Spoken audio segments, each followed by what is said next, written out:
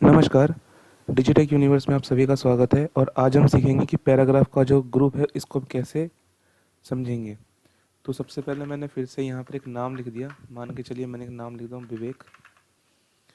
और अगर मैं इस नाम को सेंटर करना चाहता हूँ तो हम यहाँ पे सीधा क्लिक करेंगे सेंटर पे और ये लेफ़्ट पे, सॉरी राइट पे, और लेफ़्ट सेंटर राइट। इस तरीके से आप किसी भी टेक्स्ट को या नाम को अलग अलग जगह पे सेट कर सकते हो। लेफ़्ट पे करना है या सेंटर पे करना है या राइट पे करना है। ठीक है। इन तीनों की शॉर्टकट की होती है, जैसे कंट्रोल एल से लेफ्ट, कंट्रोल ई से सेंटर और कंट्रोल आर से राइट। ठीक है। Control L, control E, control R. एक ऑप्शन है जिसका नाम है जस्टिफाई।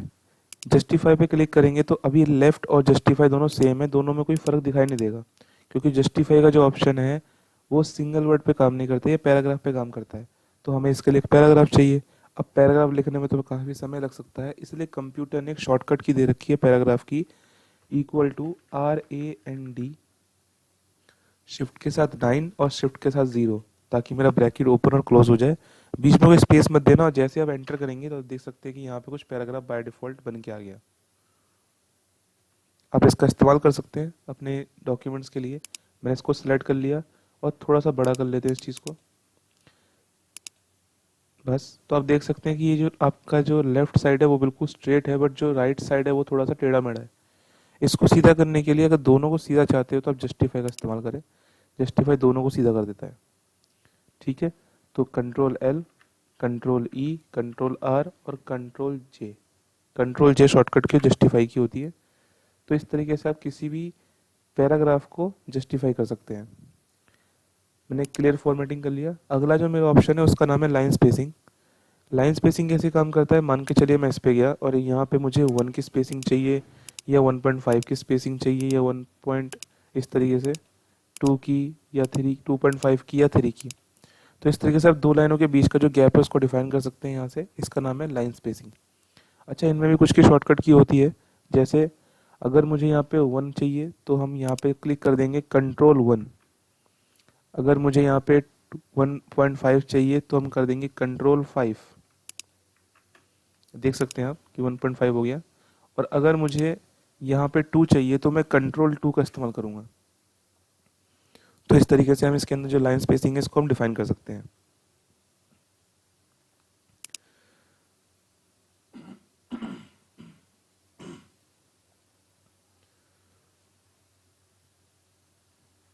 अगर आप चाहते हो कि इस पैराग्राफ के बाद जो मेरा एक्स्ट्रा स्पेस है ये हट जाए, तो लाइन स्पेसिंग के ऑप्शन के अंदर एक और ऑप्शन आता है जिसका नाम है रिमूव स्पेस आफ्टर पैराग्राफ।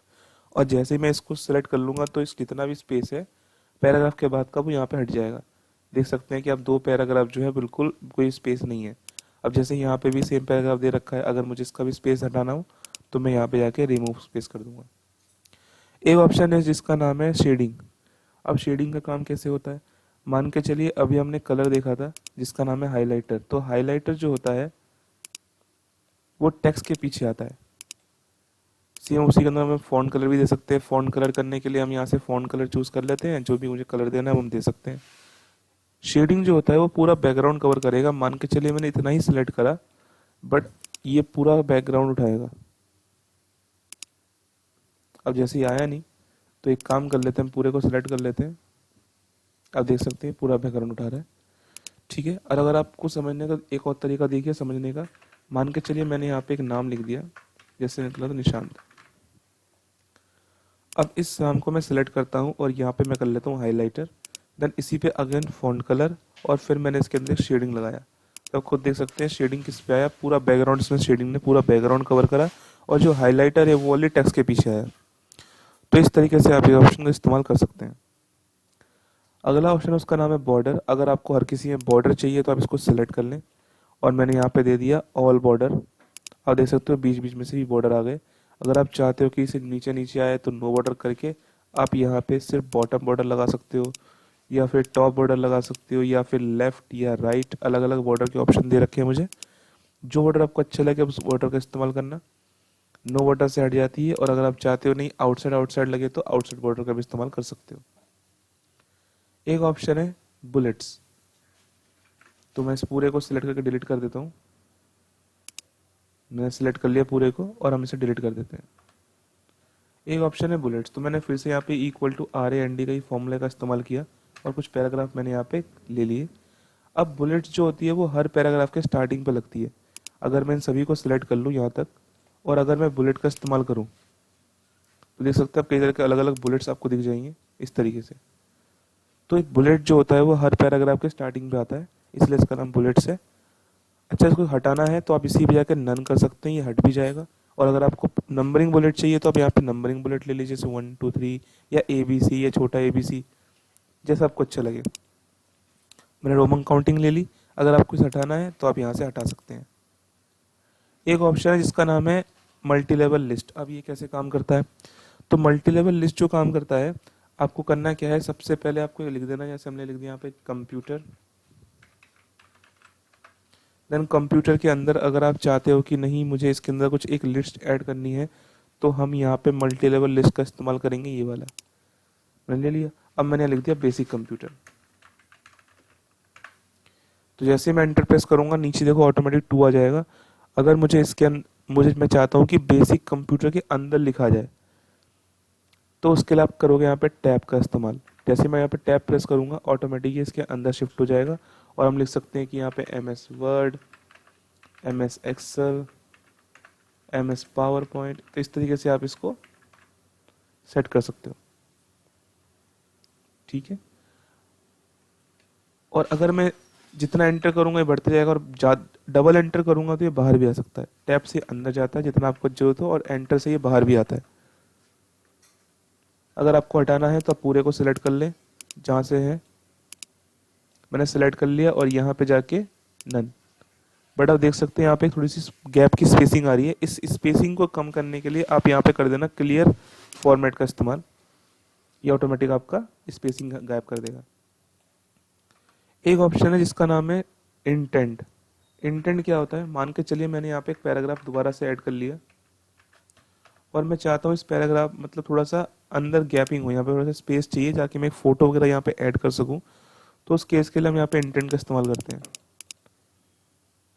और कम करने के लिए डिक्रीज इंटेंट का इस्तेमाल करते हैं। तो increase indent then decrease indent. Shortcut की इनकी होती है टैब और शिफ्ट टैब। तो इस तरीके से आप इसका इस्तेमाल कर सकते हैं। मैं पूरे को सिलेक्ट कर लेता हूं और देन डिलीट। अगला जो ऑप्शन है उसका नाम है शॉर्ट। शॉर्ट कैसे काम करता है? मान के चलिए मैंने यहाँ पे कुछ बच्चों के नाम दे दिए, जैसे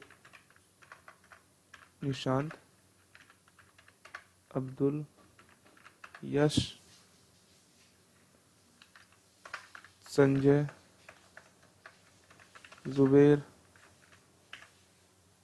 कविता,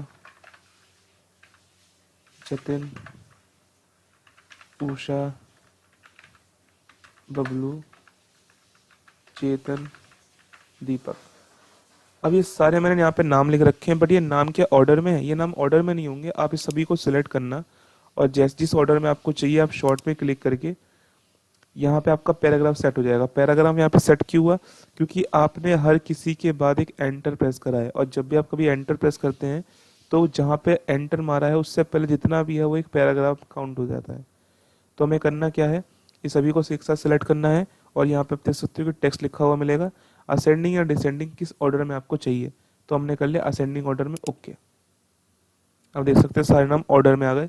और अगर आप चाहते हो कि नहीं डिसेंडिंग ऑर्डर में चाहिए तो डिसेंडिंग और ओके, ठीक है। ये सेम ऑप्शन नंबरों पे भी काम करता है। मान के चलिए मैंने यहाँ पे नंबर ले लिया 0 1 2 या फिर 56 98,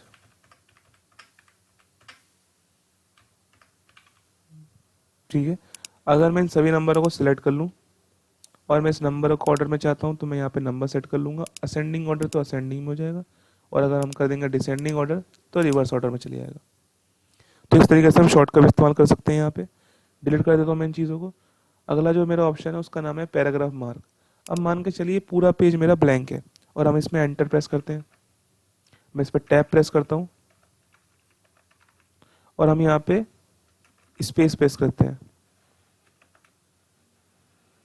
तो अब देख सकते हैं कि इस पूरे पेज में मेरा जो कर्सर है वो यहाँ पर पहुँच चुका है। देख सकते हो ब्लिंक कर रहा है, यानी कि इस पूरे पेज में काम तो हुआ है बट वो दिख नहीं रहा। तो इसी को कहते हैं नॉन प्रिंटिंग कैरेक्टर्स, जो होते हैं मगर दिखते नहीं है, और इनको देखने के लिए पैराग्राफ मार्क के अंदर आप इस पर टिक कर सकते हो, ये आपको शो कर देगा। जब आप एंटर प्रेस करोगे तो इस तरह का सिंबल आपको दिखेगा, जब आप स्पेस दबाओगे तो इस तरह का सिंबल आपको दिखेगा, और जब आप टैब दबाओगे तो इस तरह का सिंबल दिखेगा। ये आपको बता रहा है कि आपने कहाँ पे टैब, कहाँ पे स्पेस और कहाँ पे एंटर आपने प्रेस करा हुआ है। हम इस पूरे को सिलेक्ट करके डिलीट कर देते हैं। पैराग्राफ मार्क की जो शॉर्टकट की होती है वो होती है control shift 8। Control shift 8 hide और अनहाइड करने का ऑप्शन है ये बेसिकली। हम करेंगे कैसे, इक्वल टू, मैंने यहाँ पे इक्वल टू RAND दिया, और जैसे मैं इसको सिलेक्ट करूँ और मैं इस पूरे को सिलेक्ट करने के बाद मैंने यहाँ पर एक बुलेट ऐड कर दिए, हम यहाँ गए, हमने बुलेट ऐड कर दिया। अब अगर मैं यहाँ पे पैराग्राफ मार्क का इस्तेमाल करूँ तो ये दिखा देगा कि आपने कहाँ कहाँ पे स्पेस, कहाँ कहाँ पे एंटर और कहाँ कहाँ पे टैब दबा रखा है। तो इस तरीके से हम इसके अंदर काम कर सकते हैं। शॉर्टकट की हमने आपको बताई थी कंट्रोल शिफ्ट 8 इस तरीके से।